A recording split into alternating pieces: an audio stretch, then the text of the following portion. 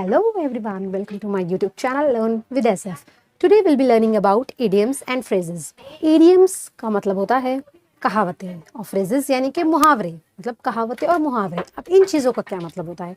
Idioms या phrases का use किया जाता है कम शब्दों में ज़्यादा बातें बताने के लिए. ठीक है, अगर जैसे एग्जाम्पल अगर मैं बोल रही हूँ जो गरजते हैं वो बरसते नहीं, ये एक मुहावरा है. ठीक है, इंग्लिश में मुझे ऐसा कहना है तो मैं कहूँगी बार्किंग डॉग सेल्डम बाइट. मतलब ऐसे कुत्ते जो भौंकते हैं वो काटा नहीं करते. मतलब अ पर्सन जो बार बार अगर हमें किसी चीज़ की धमकी दे, a person who threatens us every time but is actually not going to do anything. आगे वो कुछ करने वाला नहीं, सिर्फ हमें धमकियाँ दे रहा है.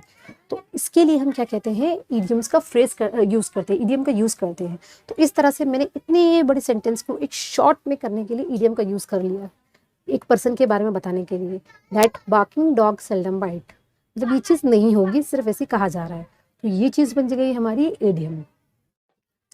आपने कई सारी हिंदी में कहावतें ज़रूर सुनी होंगी, जैसे कि आम के आम गुठलियों के दाम, नाच न जाने आंगन टेढ़ा, जो गरजते हैं वो बरसते नहीं, किसी की आंखों में धूल झोंकना. इस तरह के कहावतें और मुहावरे तो आपने ज़रूर सुने होंगे अपनी डेली कॉन्वर्सेशन में या फिर मूवीज़ में. इसे ही हम कहते हैं इंग्लिश में इडियम्स एंड फ्रेजेस. तो आज हम पढ़ने वाले हैं कुछ important idioms and phrases English language के. तो चलिए स्टार्ट करते हैं. Apple of one's eye. Apple of one's eye मतलब किसी की आंखों का तारा होना, यानी किसी के लिए बहुत ही इंपॉर्टेंट पर्सन होना. जैसे आपकी मदर के लिए आप जो हैं, यानी उनके जो बच्चे यानी कि आप बहुत ही इंपॉर्टेंट होते हैं लाइफ में. तो वो आपको कह सकते हैं you are an apple of my eye, मतलब आप मेरी आंखों का तारा हो, यानी you are very important for me. Example एक और सेंटेंस देखते हैं. My son is an apple of my eye, यानी मेरी आंखों का तारा है मेरा बेटा. यहाँ पे एप्पल और आई का रिलेशन नहीं कुछ दिख रहा अगर वर्ड्स को हम अलग करेंगे. जब हम इन दो वर्ड्स को ज्वाइन करते हैं तो क्या बन जाता है, इसका मीनिंग कुछ और ही हो जाता है. तो यही तो होते हैं इडियम्स, जिनमें वर्ड्स का डिफरेंट मीनिंग होता है बट उनका लिटरल मीनिंग कुछ और होता है. नेक्स्ट है स्नेक इन द ग्रास, मतलब कि someone who can not be trusted, मतलब एक छुपा हुआ दुश्मन जिस पे हम भरोसा नहीं कर सकते हैं, तो उसे कहते हैं स्नेक इन द ग्रास. जैसे एक सेंटेंस हम कह सकते हैं, don't trust him, he looks innocent but he is actually snake in the grass. ये दिखता इनोसेंट है मगर एक्चुअल में ये क्या है, ये स्नेक इन द ग्रास है, यानी कि एक ट्रस्टवर्दी पर्सन नहीं है, एक छुपा हुआ एनिमी, हिडन एनिमी के लिए भी हम snake in the grass idiom का यूज कर सकते हैं. नेक्स्ट है barking dog seldom bite. Barking dog seldom bite का मतलब होता है भौंकते कुत्ते काटा नहीं करते. अगर हम हिंदी में इसका मीनिंग देखेंगे तो ये भी एक फ्रेज है जो हम यूज करते हैं. कई बार हम ऐसे भी कहते हैं ना, जो गरजते हैं वो बरसते नहीं. इसका मतलब होता है इंसान जो कह रहा है वो एक्चुअल में नहीं करेगा. ठीक है, तो उसके लिए हम ये फ्रेज इस इडियम का यूज करते हैं, बार्किंग डॉग सेल्डम बाइट. इसका एक सेंटेंस देख लेते हैं. For example, Mrs Smith keeps on saying I will call the police if you walk into my lawn but don't worry. Barking dog seldom bite. Mrs Smith जो है वो हमेशा क्या कहती हैं कि अगर तुम मेरे लॉन में या गार्डन में आए तो मैं पुलिस को फ़ोन कर दूंगी, बट फिक्र करने की ज़रूरत नहीं है, वो सिर्फ ऐसे ही कहती हैं, यानी कि बार्किंग डॉग सेल्डम बाइट.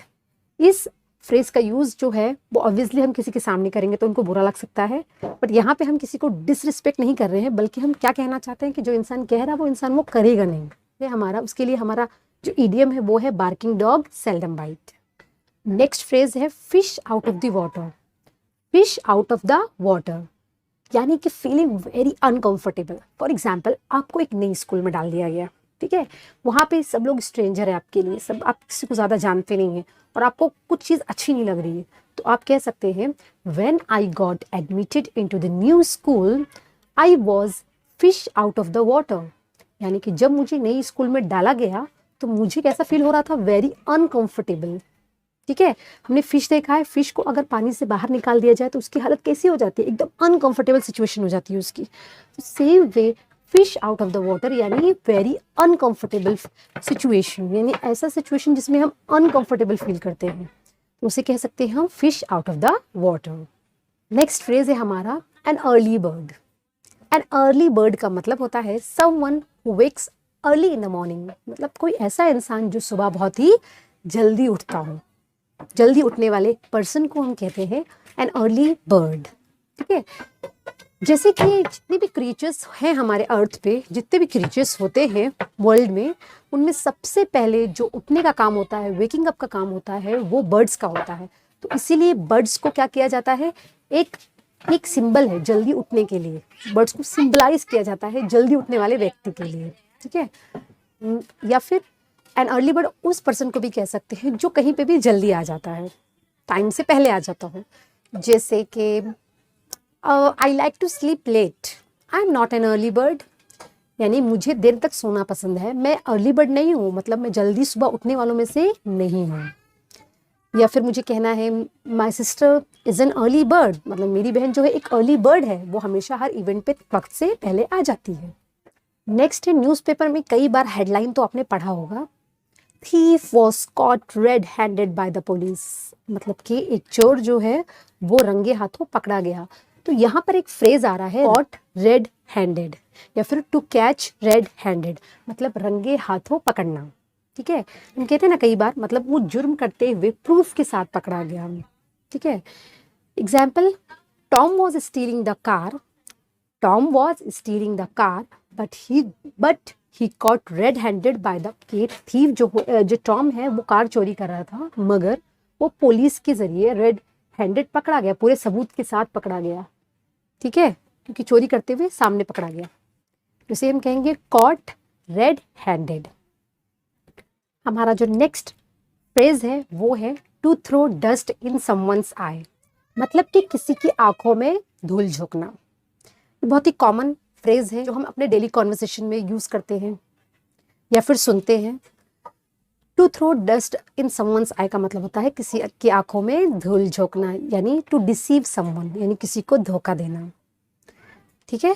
जब एग्जामिनेशंस में स्टूडेंट्स कॉपी करते हैं और जो एग्जामिनर्स होते हैं वो उन्हें रेड हैंडेड पकड़ लेते हैं, when they are caught red handed, what they say, they try to throw dust in teachers eye, मतलब वो टीचर्स की आंखों में धूल झोंकने की कोशिश करते हैं। या फिर इसके लिए नेक्स्ट जो फ्रेज है, इसके लिए नेक्स्ट सेंटेंस जो हम कह सकते हैं ये, you can not throw dust in my eye, जब तुम मेरी आंखों में धूल नहीं झोंक सकते। I have seen you that day, मैंने तुम्हें उस दिन देखा था, तुम मेरी आंखों में धूल नहीं झोंक सकते। एक और चीज़ जो मैंने न्यूज़पेपर में पढ़ी थी इस इडियम से, इस फ्रेज से रिलेटेड, वो ये थी, a taxi driver in Shimla threw dust in the tourist eye by charging more for short distance, मतलब कम डिस्टेंस के लिए एक टैक्सी ड्राइवर ने टूरिस्ट से ज़्यादा पैसे वसूले और उसे धोखा दिया और ज़्यादा पैसे ले लिए। मतलब कि टैक्सी ड्राइवर ने टूरिस्ट की आंखों में धूल झोंककर कम डिस्टेंस के लिए ज़्यादा पैसे ले लिया। तो इस तरह से हम to throw dust in someone's eye phrase का यूज़ कर सकते हैं। नेक्स्ट फ्रेज जो है वो है टू ब्रेक द आइज। तो यहाँ पे ब्रेक यानी तोड़ना और आइस, मतलब आइस को तोड़ने की बात नहीं हो रही है। यहाँ पे टू ब्रेक द आइस का मीनिंग होता है, ये एक फ्रेज है जिसका मीनिंग होता है टू स्टार्ट द कॉन्वर्सेशन, मतलब बातचीत शुरू करना, ठीक है। जैसे first time when we are meeting someone we are not feeling comfortable in talking first, हम लोग हिचकिचाते हैं पहले बात करने से। And when we start talking, जब हम बात करना शुरू कर दे, so we are actually what we are doing, we are breaking the ice, मतलब स्टार्टिंग द कॉन्वर्सेशन। एक सेंटेंस देखते हैं, Tom organised few party games to break the ice when people first arrived. जब लोग पहली बार आए तो उनकी बातचीत शुरू करवाने के लिए डिफरेंट गेम्स ऑर्गेनाइज किए टॉम ने, ताकि उन लोग के बीच जो बातचीत है वो शुरू हो सके। टू ब्रेक द आइज इसका मतलब होता है बातचीत शुरू करना। था ना interesting phrases. Now let's see two more phrases. A white elephant.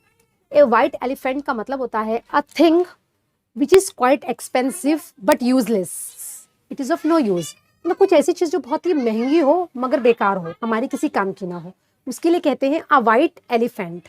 A motor car would be a white elephant for him because he cannot drive. वो गाड़ी नहीं चला सकता तो एक कार खरीदना वाइट एलिफेंट हो जाएगा उसके लिए। मतलब कि एक ऐसी चीज़ हो जाएगी जो खर्च जिसमें ज़्यादा होगा मगर वो उसके किसी काम की नहीं रहेगी। अब एक पर्सन को ड्राइव करना नहीं आता, चलाने नहीं आता कार, अगर वो कार खरीद के रख ले तो ये एक ऐसा एक्सपेंस हो जाएगा, ऐसा खर्चा हो जाएगा जो बिना काम का है, क्योंकि उसको चलाना आता नहीं। तो इस तरह से ए वाइट एलिफेंट हम फ्रेज का यूज़ कर सकते हैं जब हमें कोई चीज़ ऐसी बतानी हो जो महंगी है मगर किसी यूज़ की नहीं है। नेक्स्ट फ्रेज है टू क्राई वुल्फ, ये वाली कहानी सुनी होगी, लड़का और भेड़ी की कहानी आप लोगों ने जरूर सुनी होगी। उसमें भी वो क्या करता है, वो कि क्राई वुल्फ मतलब क्या करता है, वो झूठी बात कहता है जिससे पीपल जो है, लोग जो है उस पर विश्वास करना छोड़ देते हैं। तो यहाँ पे भी टू क्राई वुल्फ का मतलब होता है कोई झूठी बातें बोलना, झूठी बातें बोलना। एक जैसे example, don't cry wolf otherwise people will stop believing you. तुम जो है झूठी बातें बोलना बंद कर दो, वरना लोग तुम पर विश्वास करना छोड़ देंगे। इस तरह से ये हमारा फ्रेज था। तो ये थे हमारे कुछ आज इडियम्स एंड फ्रेजेस। अगर पसंद आया हो तो do like, comment, share and subscribe to my channel and also press the bell icon so that you can get notification of my all upcoming videos. Thanks for watching everyone.